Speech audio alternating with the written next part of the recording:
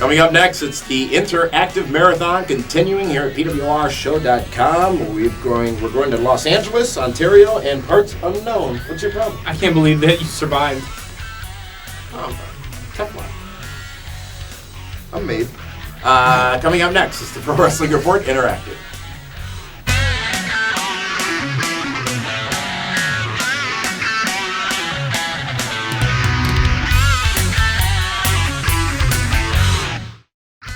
The lights are on, bright, and it's PWR Interactive again. Damian Nelson sitting alongside the man they call, the lady they call, Linda Kay. How are you, Linda? Doing fantastic. How about yourself? You know what? I'm great. It's Sunday. It's TNA Sunday. TNA lockdown tonight on pay-per-view. The lights are on, bright, as I said, and I'm rooting for the Pope. That's why David Hero wasn't on primetime. He just couldn't do it. Meathead, welcome. Today's edition of Thank PWR. you. I'm ready for lockdown tonight as well, and I'm rooting for the Pope as well. I like AJ Styles, but go Pope, go. Let's get to your email submitted to us via our website, PWRshow.com. The first one comes out from the West Coast, Kevin in Los Angeles, who says this. I was listening to your radio show last Wednesday night. Thank you. And you brought up the subject of who should be taking control and writing for TNA. One guy that I feel TNA is overlooking and would be great for the job is Raven. Raven has one of the most creative minds in the business, and since they haven't been using him in the ring, why not use him for his mind instead of letting him just sit there on the roster? Meathead, your thoughts on Raven, and we shall quote you nevermore. That'd be nice. I think it'd be a good addition. Maybe a booker man, or maybe a road agent or producer, as they're called now. I don't know if he should be in charge. I think he should be added maybe to the team, creative. But in charge, I don't know about that. Some of the names we had thrown out there were Jim Ross. I'm going to throw this name out again. You're going to do it again? Really? Kind of slammed for it, but what's wrong with Tommy Dreamer? Linda, why wouldn't you put Tommy Dreamer in the mix? I don't know, like Raven and Tommy Dreamer. I mean, sure. me personally, don't jump on that bandwagon. Oh, I just want to know. Just have your own opinion. That's okay. What, have they written stuff in the past, like storylines? I'm not sure about Raven. I'm not sure. I would imagine that he probably has, given his tenure in the business and the time he spent in ECW especially. But it's not just about writing. Here's the thing. You need a leader. And I'm not sure who the leader is aside from Hogan or Bischoff or Russo in TNA.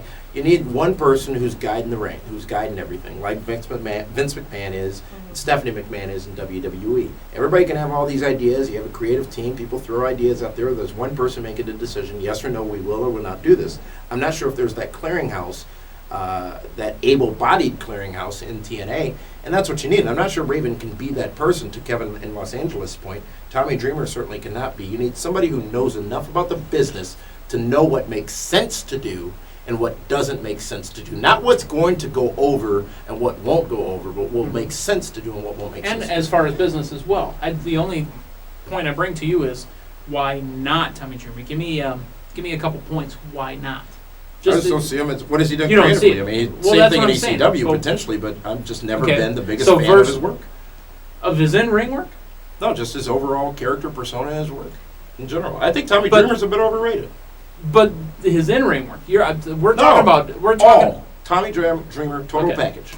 Okay, so we're only looking at what he's done on camera then. No, I just said all. Everything he's done. Anything I'm aware of that he's done in the business. So you're not a Tommy Dreamer fan? No. So you're taking personal account into a... That's not personal. It's my professional opinion. Okay. Are you still here? Yes, I am. I'm just tuning in. Yeah. Kevin in Los Angeles. Thank you very much for that email. Let's go to Parts Unknown now. Remember, when you're sending these emails in, the ones that go to the top of the list are the ones that have name and location from which you are emailing us, which is why we picked Stephen Johnson so we can make that point. Stephen says this. Do you think with the newer stars, such as Sheamus, Kofi, Swagger, etc., moving up to the main event, that some of the veteran co-workers, such as Christian, Matt Hardy, Shelton Benjamin, etc., are getting kind of screwed due to being held down for so long that they won't get their shot to shine in the main event? They're relatively young, in their mid-30s, but it seems like WWE are going to pass the torch from the guys in their mid-40s to the guys in their mid to late 20s, thus leaving some of the guys who have earned their spot without a chance at the top. Linda, your thoughts? Well, I guess if we're going to bring up Christian, Matt Hardy, and, you know, Sheldon Bill Benjamin. Benjamin, thank you. Thank you. All right. It's all right. Well, I mean, I guess, you know, being in the WWE and other federations over the years, they've had chance to really prove themselves Yeah. more. And if they haven't yet, I mean, obviously with storylines and creatives, other parts of the show, I guess it's the combination of what they've done, what they've proved, what else they can offer, and in addition, combining, you know, stuff and whatever. But do they talents with them. deserve a spot over some of the newer guys who are coming in who may be viewed as more valuable? I think the new guys should get a shot.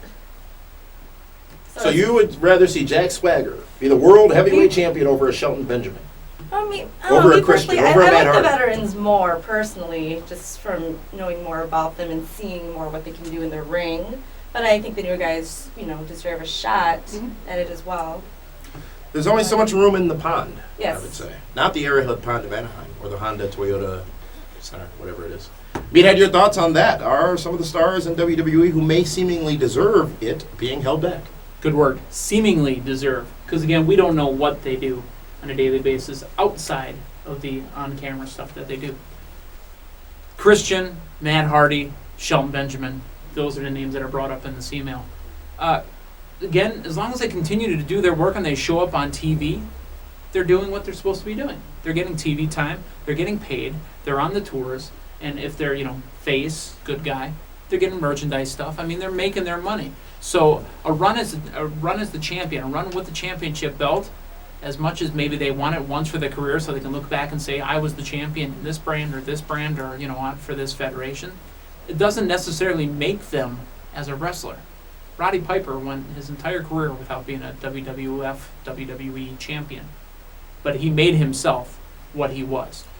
We don't know, again, if they've earned it in the eyes of the Booker man. But what they're doing now with the younger guys, and Kofi is not getting a push. Kofi's back down to the low mid. But the guys that are getting those pushes up, the Jack Swaggers, they're hot-shotting those guys to make them worth something. So when they pull the belt back off of them again, they'll be worth something at the mid-card level. Thank you for that email, Stephen Johnson. Let's go to Brampton, Ontario, Canada. Anthony sends this in. Seeing as WWE is directing most of its product towards the younger demographic with its PG rating, why are they not bringing back the Cruiserweight division? I always love watching the Cruiserweights go at it, and I also love the big Cruiserweight Battle Royals. I'm getting kind of sick of watching these jacked up guys who end up locking up in the middle of the ring for a half an hour. The Cruiserweights seem to have a lot of interesting personalities, and WWE can easily market that. Bringing back the Cruiserweights would give a place for guys like Evan Bourne, Cody Rhodes, Chavo Guerrero, Funaki, etc. The only flaw would be is that Rey Mysterio could win the title blindfolded. What do you guys think of bringing back the Cruiserweights? Meathead, your thoughts for Anthony in Ontario, Canada. Thank you, Anthony. And it's been a minute since we've had the Cruiserweight champion. Can you name the last WWE Cruiserweight champion? Because I can. Chavo? It's a guy that threw something at your head and hit you right in the head. Horny. Last WWE Cruiserweight champion. It was retired right after that. I think it's something worth looking into because you're not doing anything with the tag team division. Why don't you set up the Cruiserweights again? And then when you bring in enough Cruiserweights, that way you can throw them up against bigger guys and you have those, Literally. Matchup mismatches. And you, again, it's something new. It's been so long. I mean, it's got to be at least 3-4 years since we've had the Cruiserweight belt in WWE. So I think it's worth it. Linda, your thoughts on the resurgence or the potential resurgence of the Cruiserweight division in World Wrestling Entertainment? I miss it. You miss I it? really do. There's some superstars that El Dandy? dominated. I'm sorry? El Dandy? Yes. Were you a Bret La Hart Parka too. fan? I was a La Parka fan. Juventud? Yeah, exactly. We haven't seen them lately, and they used to just dominate the Cruiserweight division. It was nice to see some of those high-flying matches, and even bringing up like Cody Rhodes and Funaki and all that stuff. It would just be nice to. Cody Rhodes would look like he belonged in the Cruiserweight division. But right now he's wrestling with heavyweights. Like you said, that's kind of He's a heavyweight. cool to do the mismatch Sure. matches. Yeah, I know it's good, but I miss it though. I do miss a lot of that high-flying action. But it's nice to see Evan Bourne kind of bring that stuff back. But I don't know. I do miss it. I would like to see it back. I think it would add some more.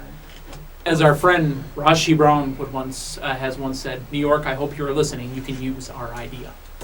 Thank you for that email, Anthony from Brampton, Ontario, Canada. TNA Lockdown tonight on pay-per-view. We'll see what happens between the Pope and AJ Styles, and feel free to send those emails to David Hero once the Pope wins.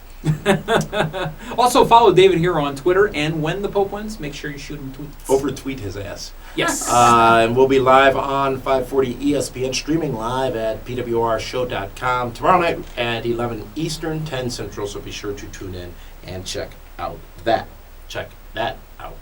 This is the Pro Wrestling Report Interactive, and we'll be back again, another brand new edition of Interactive tomorrow as this interactive marathon continues from the Pro Wrestling Report. Thanks for tuning in.